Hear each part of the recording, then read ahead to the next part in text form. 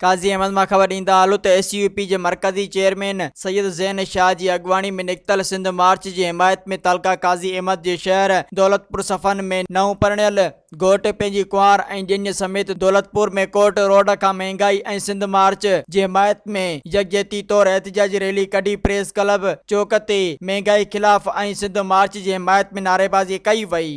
असो तमाम हैदराबाद कासमाबाद वारनि लाइ ख़ुशख़बरी